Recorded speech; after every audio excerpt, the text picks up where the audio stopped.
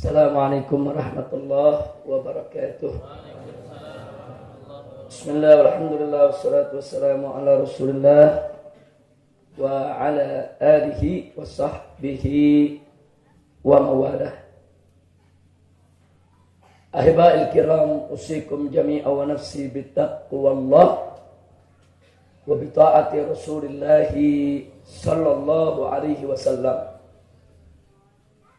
Alhamdulillah, pada hari ini sejak pagi tadi kita telah laksanakan majelis kita secara tertib, berurut, rapi, dan beberapa kitab sudah dibacakan oleh guru-guru kita, oleh Habib Novel Al-Attas, Habib Hasan Segaf, Habib Hanif Al-Attas, Habib Muhammad Al-Attas, Habib Anis As-Segaf, dan juga oleh Ustadz Asep, Sofyan, dan yang lainnya.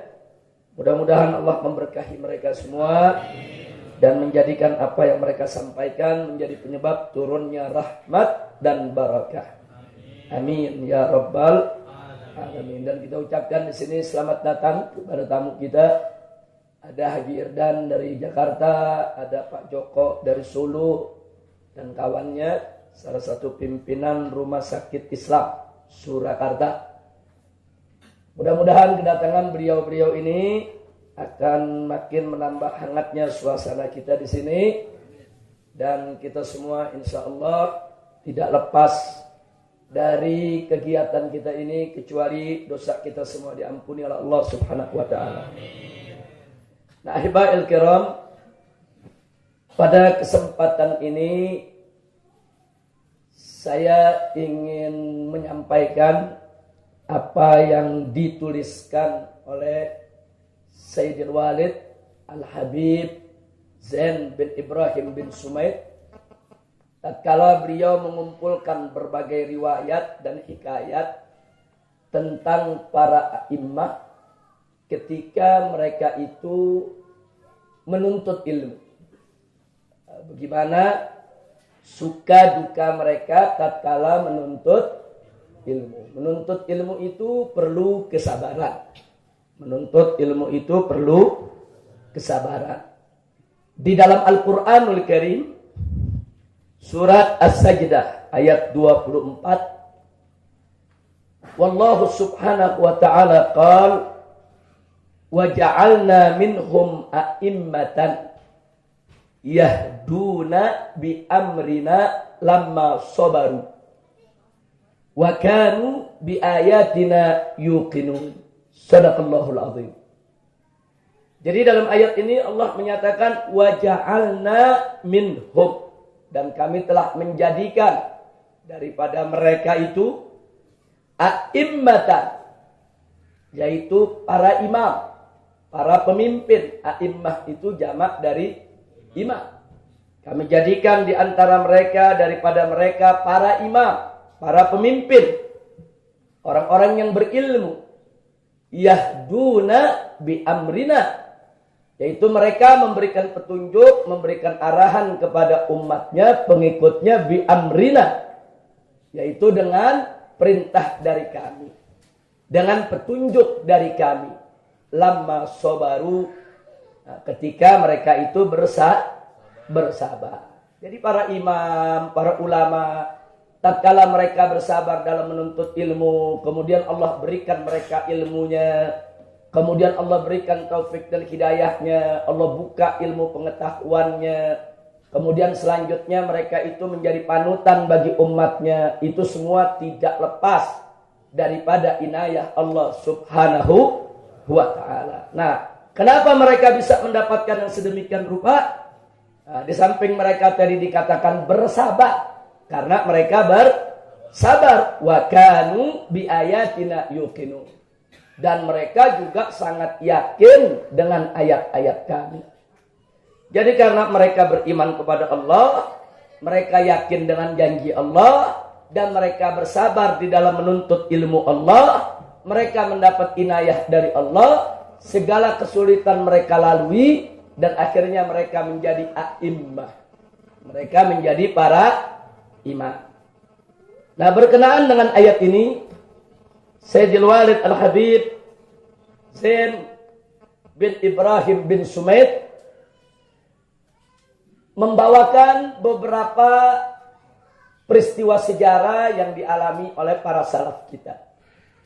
Yang pertama di sini beliau menceritakan tentang Kana Abdullah ibn Abbas radhiyallahu taala anhuma.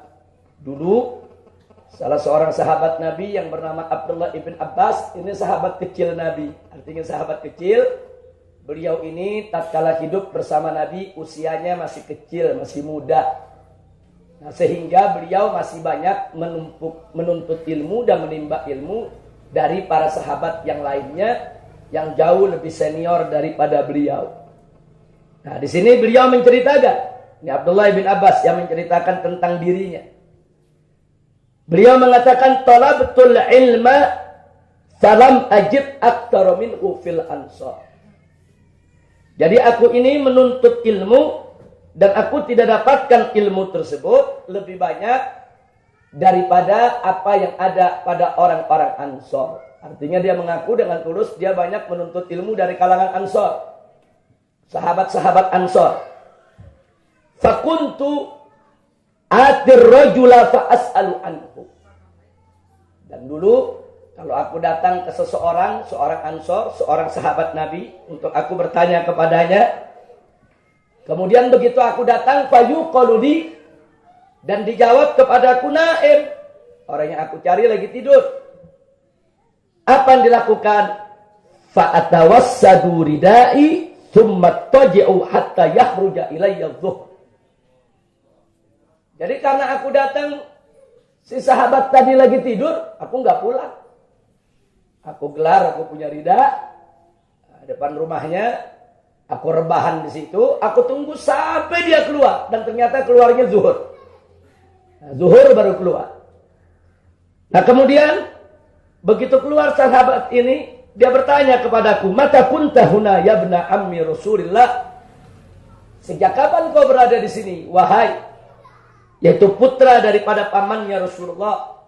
Maksudnya saudara sepupu Nabi. Abdullah ibn Abbas ini saudara sepupu Nabi alaihi salatu wassalam. Karena ayahnya dengan ayah Nabi kakak beradik. Nah, kemudian beliau jawab, "Mundu zamanin tawil." Sejak waktu yang lama, dari pagi tadi aku tunggu engkau di sini. Akhirnya sahabat ini mengatakan, "Bi sama sanata."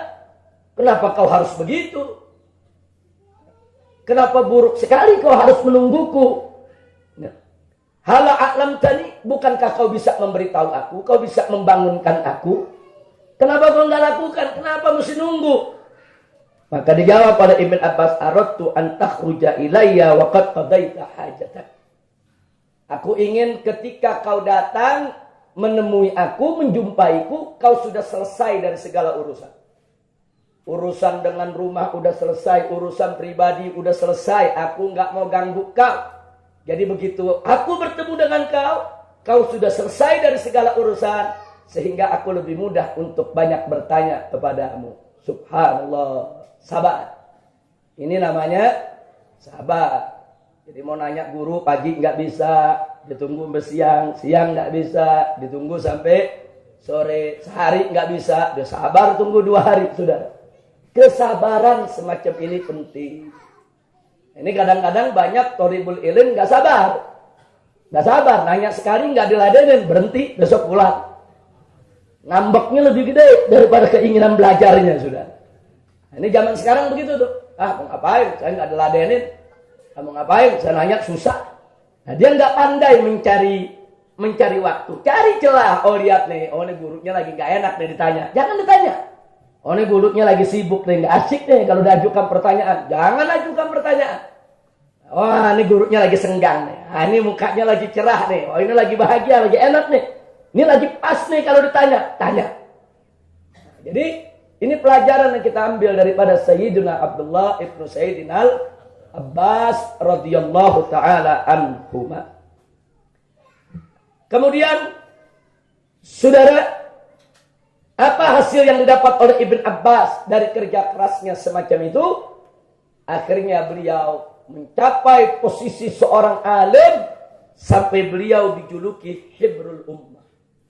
Hibrul ummah itu nggak main-main. Hibr itu artinya tinta. Jadi kalau sudah disebut tintanya ilmu, itu berarti pusat daripada ilmu pengetahuan Nabi yang didapat oleh beliau sehingga beliau menjadi rujukan di zaman. Makanya kelebihan Sayyidina Abdullah ibn Abbas ini menarik. Hari ini beliau ngajar, yang belajar semua ahli hadis. Besok beliau ngajar, yang belajar semua ahli bahasa. Lusa beliau ngajar, yang belajar semua ahli tafsir. Hari berikutnya lagi beliau ngajar, yang belajar semua ahli qiraat. Jadi kita bisa lihat betapa ilmu yang dikuasai. Tentu ini juga tidak lepas dari doa Nabi kita Muhammad Sallallahu Alaihi Wasallam. Ketika beliau kecil, beliau digendong oleh Nabi, dipangku oleh Nabi, ditahnik oleh Nabi, dan beliau didoakan oleh Nabi. Allahumma faqihu fiddin wa alimhum ta'wil. Ya Allah, cerdaskanlah dia, pahamkanlah dia dalam urusan agamanya, dan ajarkanlah kepadanya takwil. Nah, kemampuan untuk memahami berbagai macam urusan syariat Nabi Muhammad Sallallahu Alaihi Wasallam. Nah, tapi walaupun beliau itu didoakan, bukan beliau berpangku tangan, bukan mentang-mentang udah didoain sama Nabi nih, udah didoain sama Nabi, pokoknya bakal jadi alim, bakal pintar, bakal ngerti soal agama, terus nggak belajar. Enggak, tetap beliau belajar. Dan itu beliau lakukan bukan hanya terhadap seorang sahabat. Hampir semua sahabat yang beliau jumpai, begitulah yang beliau lakukan. Bahkan Abdullah ibn Abbas ini kalau di jalan ketemu guru-gurunya, saudara, gurunya sedang naik unta seperti Muaz. Ketika naik unta bertemu dengan Abdullah ibn Abbas, langsung ditarik untanya. Dituntun saudara, diantar kemana sang guru itu mau pergi. Nah, jadi artinya Abdullah ibn Abbas ini belajar dengan adab, dengan akhlak, dengan sabar, saudara. Sampai akhirnya beliau mencapai apa yang didoakan oleh Nabi Muhammad Sallallahu Alaihi Wasallam. Walaupun beliau saudara sepupu Nabi, walaupun beliau ini dari suku Quraisy, walaupun beliau ini termasuk keluarganya Nabi, kerabatnya Nabi, tapi beliau nggak pernah malu untuk merendah di hadapan para gurunya. Nggak pernah malu untuk merendah di hadapan orang-orang yang berilmu. Makanya beliau pernah mengatakan, dalatu taliban fa'azastu matluban. Jadi apa beliau katakan? Dalatu taliban. Aku ini menjadi hina ketika aku belajar. Maksudnya hina di sini, ya merendah kemana-mana. Nah, dia disuruh-suruh, disuruh nunggu, disuruh apa. Ya pokoknya hina apapun dia kerjain dalam menuntut ilmu. Tapi apa hasilnya? Fa'azastu matluban. Pada akhirnya, aku menjadi begitu dimuliakan oleh Allah ketika orang akhirnya menjadikan aku sebagai rujukan, sebagai matlub, sebagai tempat untuk mencari ilmu. Saat aku mencari ilmu, aku susah, aku menderita, aku betul-betul rendah, udah di bawah. Tapi saat aku sudah punya ilmu, orang banyak datang kepadaku menuntut ilmu, Allah karuniakan kepadaku kehormatan dan kemuliaan. Alhamdulillah. Nah, jadi ini yang perlu kita tahu. Nah, maka itu beliau memberikan resep.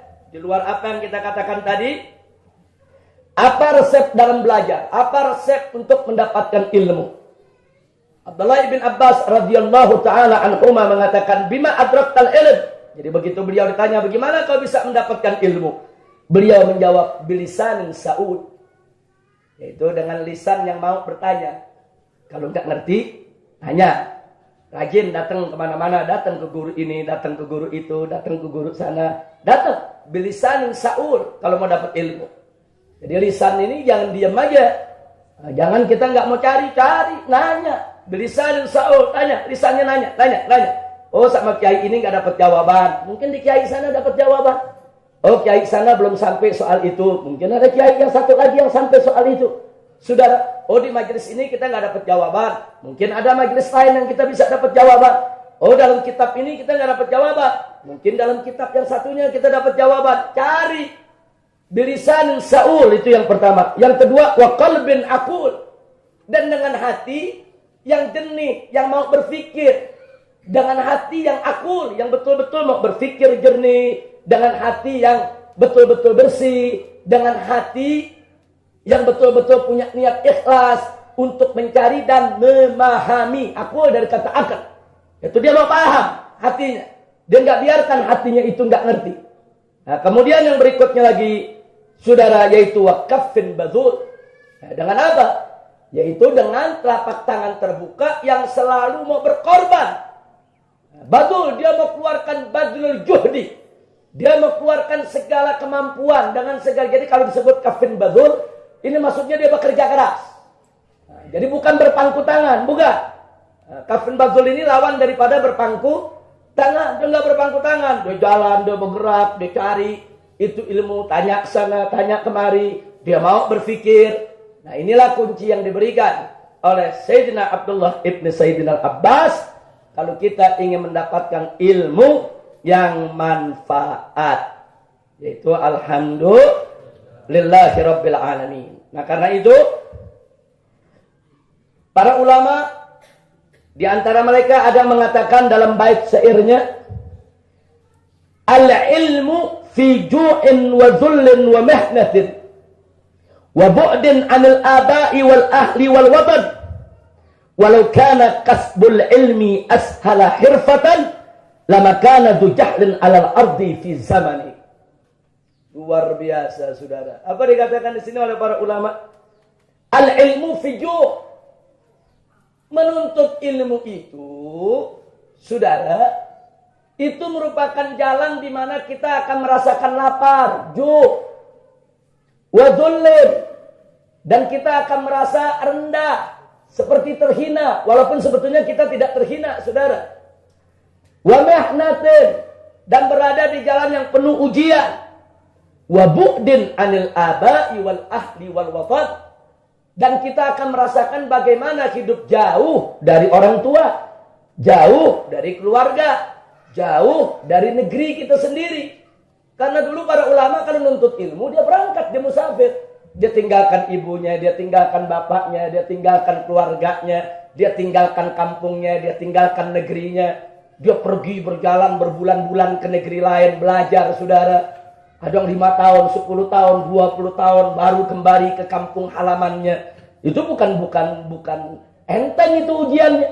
Makanya di sini dikatakan al-ilmu fi ju'in wa dhullin wa mihnatin wa bu'din 'anil aba'i wal ahli wal watan. Jadi kalau orang yang siap menderita, siap jauh dari ibu, siap jauh dari bapak, siap jauh dari keluarga, siap jauh daripada kampung halamannya untuk menuntut ilmu, saudara, insya Allah dia akan lebih mudah untuk mendapatkan ilmu pengetahuan. Nah, tapi kalau anak jadi anak mama, tahu anak mama, bawaannya nggak mau lepas dari mama. Ini repot kalau jadi anak mama.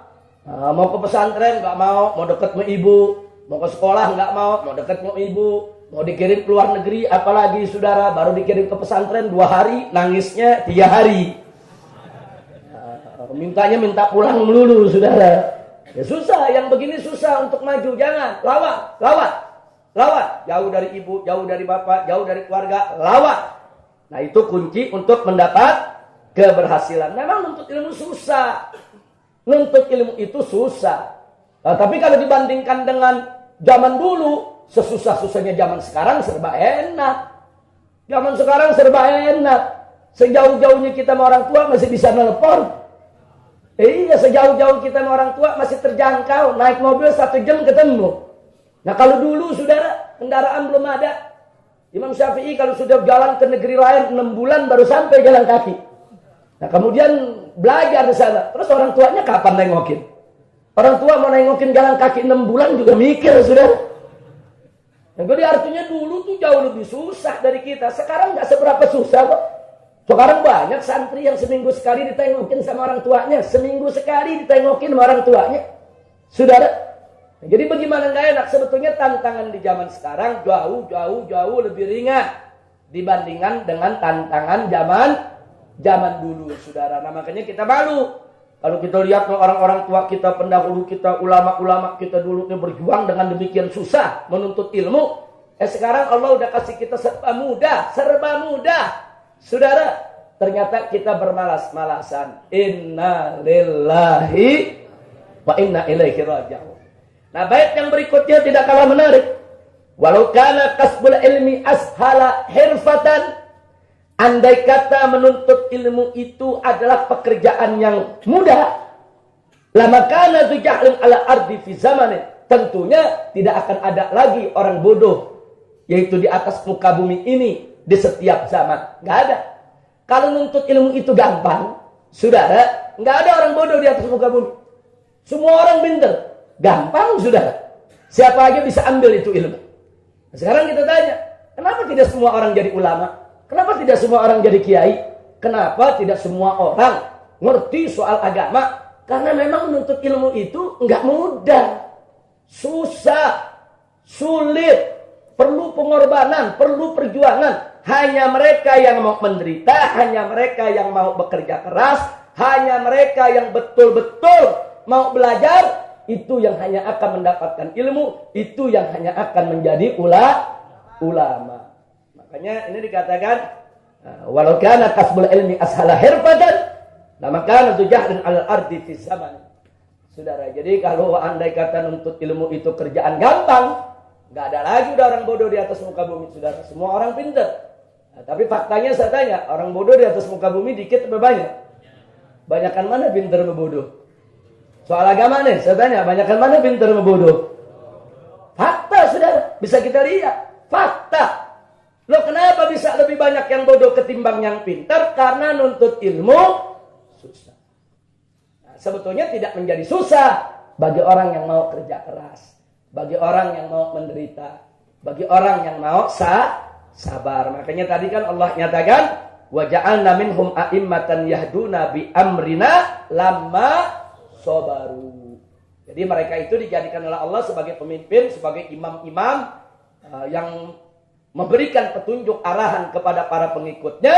Karena apa? Karena kesabaran mereka. Dan karena keyakinan mereka kepada Allah Subhanahu wa ta'ala. Nah, kemudian Al-Imam Asy-Syafi'i radhiyallahu ta'ala anhu pernah mengatakan dalam salah satu bait syairnya dalam diwannya, "Akhi, lan tanala al-ilma illa bisittatin. Sa'unabbika an tafsiliha bi bayani. Dzaka'in wa hirsin wa ijtihadin wa bulghatin wa suhbati ustadin wa tuli zamani." Jadi kata Imam Syafi'i radhiyallahu ta'ala anhu, "Akhi, wahai saudaraku, lan tanalal ilma, engkau tidak akan meraih ilmu illa bisittatin, kecuali dengan 6 perkara. Sa'unabbika an tafsiliha bi bayani, aku akan kabarkan kepada engkau yaitu tentang rincian yang 6 tadi." Jadi beliau ingin menjelaskan dengan keterangannya tentang 6 perkara yang dibutuhkan kalau kita ingin mendapatkan ilmu. Yang pertama, dzakain. Artinya zakat, saudara, ada kepintaran, ada kecerdasan.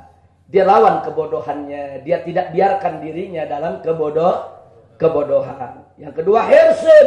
Dia punya semangat. Dia punya semangat, punya kemauan. Nah, kemudian wajtihadin, dan dia rajin, bersungguh-sungguh. Dan wabulghatin. Nah, bulghah ini ada bulghah, ada balghah. Hati-hati bacanya. Ini artinya beda sekali. Kalau balghah itu puncaknya kebodohan. Itu disebut balghah. Tapi kalau disebut bulghah, itu kekuatan untuk menahan penderitaan dalam kehidupan. Jadi bagaimana dia bisa bertahan untuk melawan segala kesulitan dalam kehidupan. Itu disebut bulghah. Jadi ada balghatin, ada bulghatin. Tapi balghatin sendiri kadang-kadang diartikan orang yang bodoh tapi tercapai maksudnya.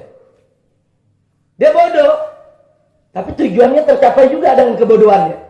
Nah, kadang-kadang terjadi secara kebetulan atau hanya sebagai karunia Allah. Tapi intinya balghah itu berkaitan dengan hamakah, dengan kebodohan. Tapi kalau bulghah itu berkenaan dengan ma yutaballagu bihi minal aish, Jadi bagaimana puncak kemampuan dia untuk menghadapi tantangan kehidupan. Ya termasuk dia tahan lapar, dia bisa yaitu makan seadanya dalam menuntut ilmu, itu disebut bulghah.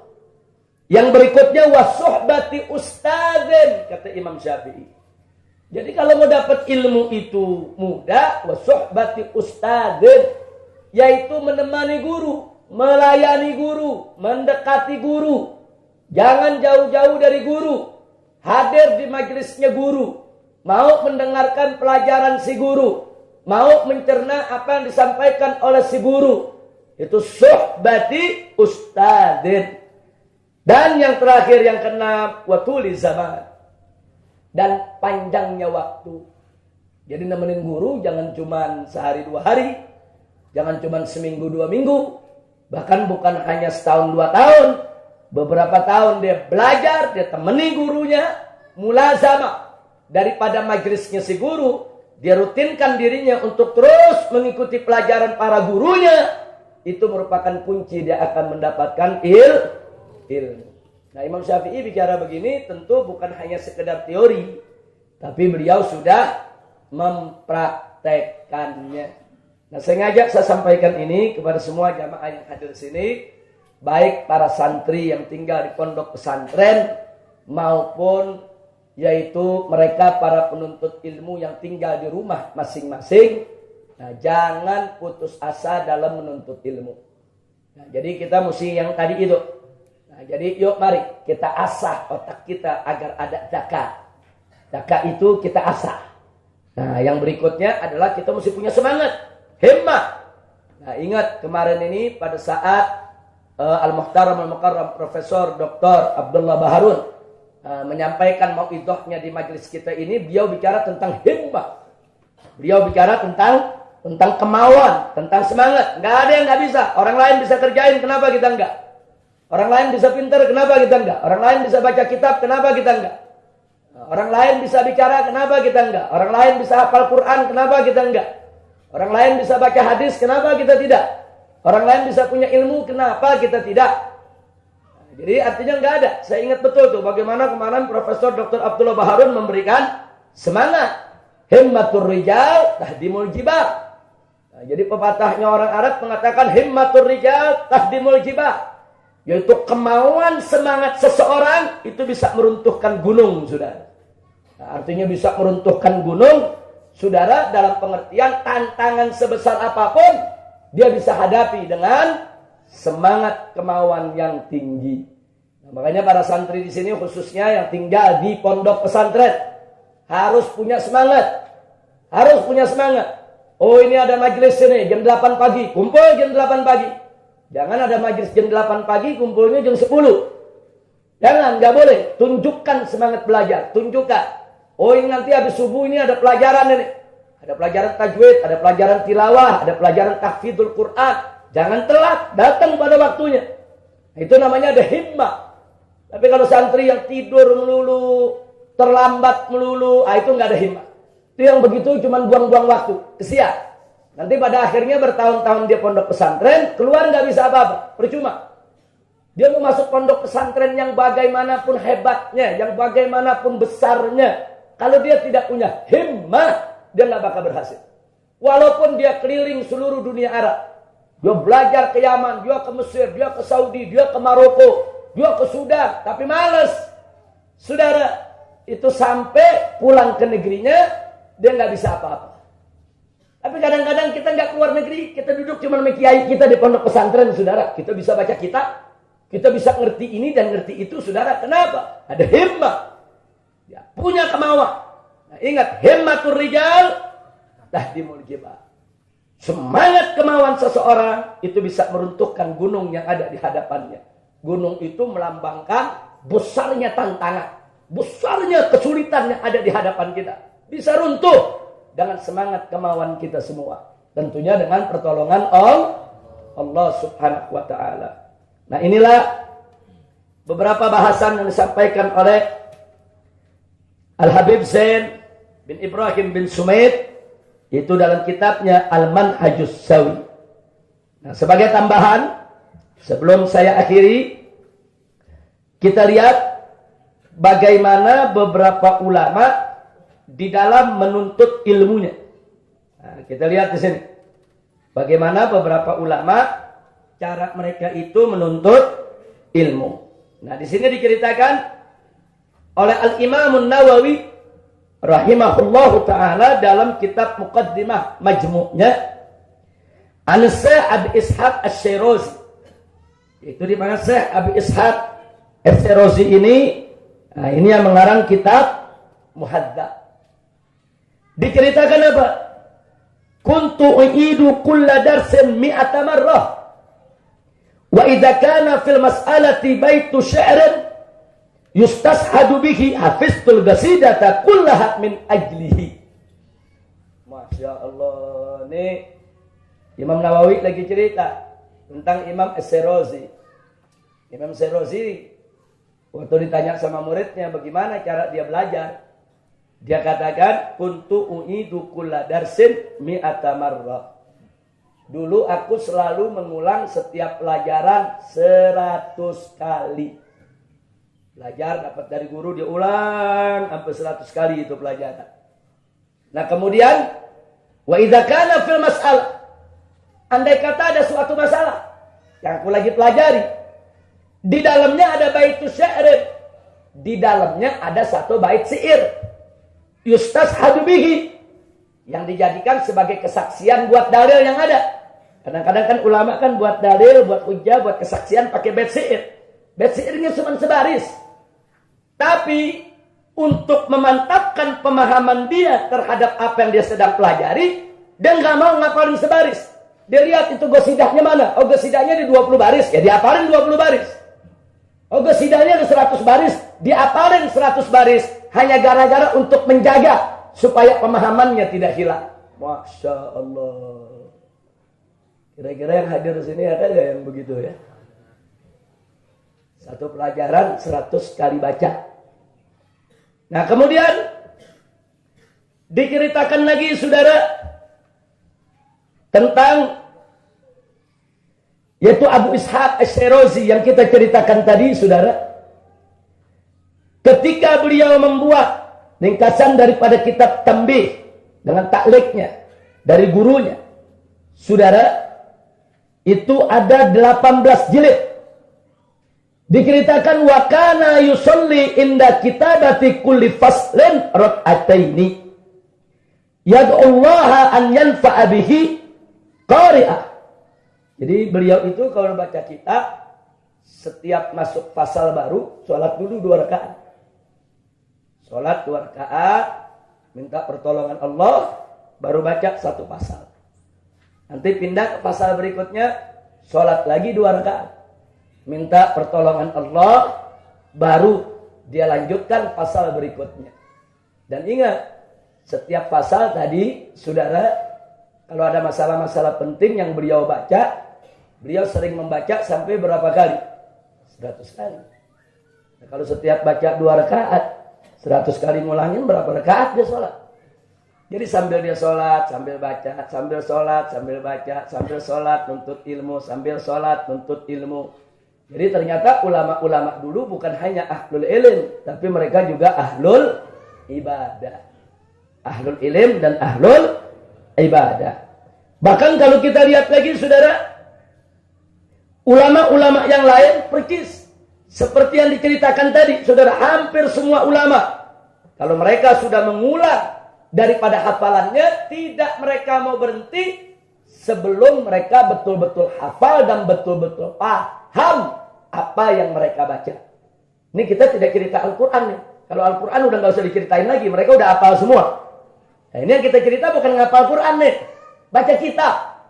Jadi bukan hanya Al-Quran yang mereka hafalkan dulu, bukan hanya hadis yang mereka hafalkan dulu, sampai matan-matan kitab mereka hafal gak?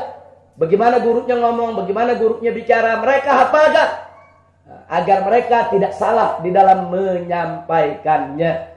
Inilah dulu yang dilakukan oleh para ulama-ulama dulu. Artinya menunjukkan betapa sabarnya mereka, betapa tahan bantingnya mereka, dan ini patut untuk kita tiru. Wabil khusus kepada para santri, saya ingatkan, Kalau betul kalian mau belajar, mau dapat ilmu, mau jadi ulama yang amil, harus tahan banting.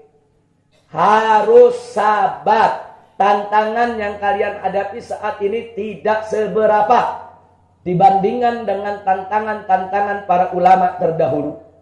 Tantangan sekarang berapa banyak pondok pesantren? Makan tinggal makan, minum tinggal minum.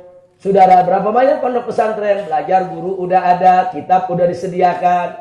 Berapa banyak pondok pesantren? Bahkan saudara yang sarana prasarananya sudah begitu lengkap.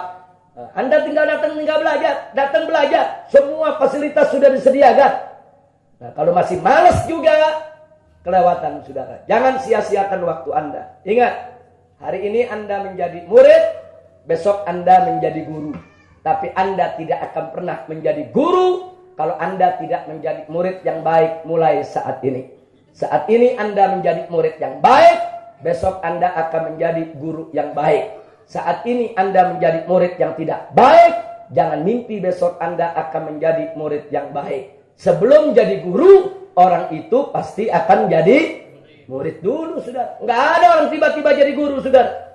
Nah, sebelum dia jadi guru, dia jadi murid, saudara. Dan di dalam jadi murid itu jangan lupa, saudara, bahwa al-ilmu yu'ta wa la ya'ti. Ilmu itu didatengin, bukan datang sendiri.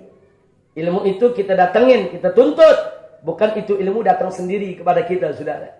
Nah, ini yang perlu kita sampaikan. Mudah-mudahan manfaat untuk kita semua. Kalau ada yang punya pertanyaan, falyatafaddal. Silakan. Sebelum kita akhiri, sebentar lagi masuk Jumat. Silakan. Ada yang ingin menyampaikan sesuatu? Silakan. Coba diberikan mic-nya. Assalamualaikum warahmatullahi wabarakatuh. Waalaikumsalam warahmatullahi wabarakatuh. Langsung saja Habib, kaitan dengan pembahasan ilmu yang tadi, alhamdulillah luar biasa. Cuman ada sekarang itu yang sedang ramai dibicarakan adalah dengan semakin mudahnya teknologi, berkembangnya teknologi, semakin mudah juga orang mendapatkan pemahaman agama yang walaupun melalui media internet dan lain seterusnya. Pertanyaannya adalah, tadi Habib menyampaikan ilmu yu'ta wa la ya'ti gitu ya. Artinya harus ada upaya. Tetapi dengan muncul seperti itu, ini termasuk upaya apa tidak ketika kita masuk ngedownload atau mencari situs-situs itu? Ya. Itu termasuk dengan yu'ta yang menggugurkan kewajiban kita dengan ta'allum itu ataukah tidak? Yang kedua, di dalam Qami at-Tubyan Syekh Nawawi Tanahara Al-Bantani beliau menyampaikan bahwa sistem tolab ilmu itu ada kasbi wa wahbi gitu ya. Nah, kaitan dengan wahbi ini, laduni salah satunya mungkin seperti itu. Nah, itu apa bisa kita jadikan sebagai referensi dan acuan dalam bukan hukum barangkali, tetapi dalam hal-hal yang lain gitu. Itu dua hal pertanyaan. Ya. Dan saya juga minkum ya Habib tadi untuk mengikuti kajian ini kayaknya saya baru sekarang, tapi secara lembaga tadi Habib Hasan sudah menyampaikan. Saya Ahmad Maksudi, MUI Kabupaten Bogor dan juga Kecamatan Megamendung. Ini silaturahim dan ziarah sama Habib. Barakallahu fiik. Terima kasih Habib. Assalamualaikum warahmatullahi wabarakatuh. Waalaikumsalam warahmatullahi wabarakatuh. Terima kasih banyak kepada kiai kita, Ustadz ajangan kita, jazakallah khair. Ini pertanyaan yang sangat bagus sekali untuk kita semua. Itu pertama, soal adanya media sosial, internet. Saya ingin ingatkan kepada semua jamaah, ya, Google, internet, medsos, dan lain sebagainya adalah sumber informasi, tapi bukan sumber ilmu. Beda antara informasi dengan ilmu. Apa bedanya? Dalam tahapan informasi, kita bisa mengakses informasi sebanyak-banyaknya. Nah, tapi untuk memahami informasi tersebut, itu perlu tuntunan guru. Nah, begitu dia dapat tuntunan guru dan dia paham, itu disebut ilmu. Informasi boleh banyak. Banyak orang punya informasi. Profesor, doktor, informasinya banyak. Tapi dia nggak punya ilmu. Nah ini kadang-kadang makanya jangan kaget kalau kita dapat orang pinter kebelingan. Nah, kan ada sekarang. Dia profesor, doktor, dia pinter. Pinter, informasinya banyak. Pokoknya ditanya sejarah tahu, tafsir tahu, ini tahu. Tapi dia nggak paham. Nah, artinya dia punya informasi, dia punya maklumat. Kalau dalam bahasa Arabnya dia punya maklumat. Tapi dia nggak punya ilmu. Nah, makanya itulah yang dimaksud oleh Imam Syafi'i, al-ilmu nurun. Ilmu itu cahaya. Jadi ilmu itu bukan sekedar maklumat. Tapi maklumat wal faham. Maklumat dan pemahaman. Nah, jadi ini yang perlu kita ingatkan. Jadi ya silakan Anda boleh jadikan internet itu sebagai sumber informasi, tapi jangan sekali-kali menjadikannya sebagai sumber ilmu. Kalau mau jadikan sebagai sumber ilmu, Anda mesti punya guru. Anda mesti punya guru. Saya berikan contoh, berkali-kali saya ulangi di majelis ini. Saya kasih contoh begini. Di dalam memahami sejarah, ada pertikaian terjadi antara Sayyidina Abu Bakar Siddiq dengan Sayyidatuna Fatimah Zahra dalam soal tanah Padak. Nah, kalau kita mendownload di internet, kemudian keluar artikel tentang Abu Bakar dan Fatimah. Yang nulis orang Wahabi. Dia akan membela Abu Bakar Siddiq habis-habisan dan dia akan hina Fatimah Zahra. Saya dapatkan itu, dia rendahkan. Dia akan katakan, apa Fatimah Zahra kok sok pinter? Kok melawan Abu Bakar Siddiq? Nah, dia kan mestinya kan ikut, itu kan khalifah. Kenapa dia bicara begitu? Karena yang mengupas sejarahnya orang-orang dari kaum Nawasib yang benci dengan Ahlul Bait. Yang kedua, begitu kita buka, yang nulisnya orang Syiah. Sebaliknya, dia akan caci maki Abu Bakar Siddiq. Apa tuh Abu Bakar Siddiq kurang ajar sama putri Nabi? Ini kan putri Nabi, bid'atu minni kata Nabi. Yang menyakitinya akan menyakiti Nabi. Dia caci maki Sayyidina Abu Bakar Siddiq. Dia bela Sayyidatuna Fatimah. Kenapa? Karena nulisnya orang Syiah. Nah sekarang kalau itu kita menjadikan sumber ilmu, bagaimana kita itu buat jamaah kita? Nah kan mereka nggak bisa bedain. Nah, ternyata yang ini pemikiran Wahabi, yang ini pemikiran Syiah. Tapi kalau kita baca pemikirannya Ahlus Sunnah, Sayyidina Abu Bakar dan Sayyidatuna Fatimah Zahra dicintai, dimuliakan. Sayyidina Abu Bakar punya pendapat ada dalilnya, Siti Fatimah punya pendapat ada dalilnya. Mereka berbeda pendapat. Ini masalah ijtihadiyah. Masalah ijtihad, yang benar dapat pahala 2, yang salah dapat pahala 1. Enggak ada yang bisa disalahkan dan dihina. Nah, siapa yang benar di antara Sayyidina Abu Bakar dan Sayyidatuna Fatimah? Wallahu a'lam. Hanya Allah yang tahu apa hak kita untuk merendahkan salah satunya. Itu versi Ahlus Sunnah. Nah, sekarang bagaimana kalau sejarah itu ditulis tanpa keterangan? Bagaimana umat memahaminya itu sejarah? Jangan-jangan ada suudzon sama Sayyidina Abu Bakar, jangan-jangan ada suudzon sama Siti Fatimah, jangan-jangan suudzon kedua-duanya kayak orang liberal. Orang liberal dua-duanya. Nah, tuh lihat tuh sahabat nggak bener kan pada ribut kan? Nah, karena orang liberal begitu, saudara. Nah, ini bagaimana umat bisa memahami itu? Nah, informasi dia sudah dapat, tapi paham belum. Informasi dia dapat, tapi ilmu belum.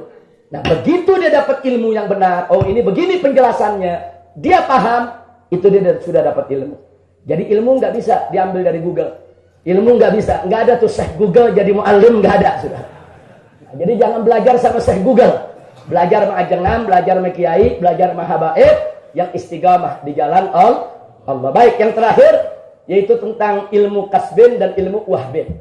Ilmu kasbin itu ilmu yang kita cari. Ya sekarang nih kita duduk, kita belajar, kita dengerin. Ini namanya ilmu yang kasab, bil kasab. Kita bisa dapat dengan belajar. Kalau ilmu wahbin itu ilmu anugerah Allah. Nah, ini ilmu ada, sepakat semua ulama. Semua ulama sepakat bahwa ilmu wahab itu disebut ilmu ladun. Ilmu yang datang dari sisi Allah. Itu ada. Buat siapa? Buat orang yang beriman dan bertakwa kepada Allah serta dekat kepada Allah. Nah, jangan tiba-tiba ada anak muda, udahlah saya mau di kamar aja mau dapat ilmu ladun. Nah, sekarang sholatnya enggak, puasanya enggak, dari mana ilmu ladun mau datang dia? Ilmu ladun enggak datang begitu saja. Ilmu ladun itu datang dari istiqamah. Makanya para ulama sufi mengatakan, yaitu kun taliban al-istiqamah fala takun taliban al-karamah. Fa innal karamata ta'ti bil istiqamah. Yaitu jadilah kamu orang yang menuntut istiqamah, jangan kau jadi yang mencari karamah. Ilmu ladun kan termasuk karamah. Kau jangan cari karamah, tapi cari istiqamah. Sebab karomah akan datang bersama istiqamah. Nah, jadi nggak ada tuh karomah datang begitu aja, nggak ada. Nah, jadi sekarang kalau tahap kita masih ilmu syar'i ini, ilmu syariat, udah jangan mikir yang tinggi-tinggi nanti kita mau dapat ilmu ladun. Nah, jadi jangan dipikir, aneh kita pikirin dapat ilmu ladun, nggak dapat, jadi pada senewen jadi gila Anda. Anak-anak muda aja dah. Nah, jadi betul Pak Kiai, ilmu itu ada, ulama-ulama kita umumnya dapat. Ilmu ladun itu beraneka ragam. Ada yang dapat ilmu begitu saja, nggak belajar kalau dia bisa. Tapi ada juga ilmu ladun, dia belajar seminggu, paham. Orang lain 2 tahun belum paham-paham. Ya, itu termasuk karamah yang Allah berikan. Orang lain setahun nggak paham, dia belajar sehari ngerti. Nah, itu juga termasuk laduni. Jadi laduni itu memang ada ilmu yang Allah berikan, begitu saja minhatun ilahiyah, tapi tetap pintunya adalah istiqamah. Nah, istiqamah artinya beriman, bertakwa kepada Allah secara konsisten, laksanakan segala perintah Allah. Insya Allah. Terima kasih atas segala kehadiran semua, dan mari kita laksanakan, yaitu salat sebagaimana biasa. Shallu 'alan nabi. Assalamualaikum warahmatullahi wabarakatuh. Langsung Murad.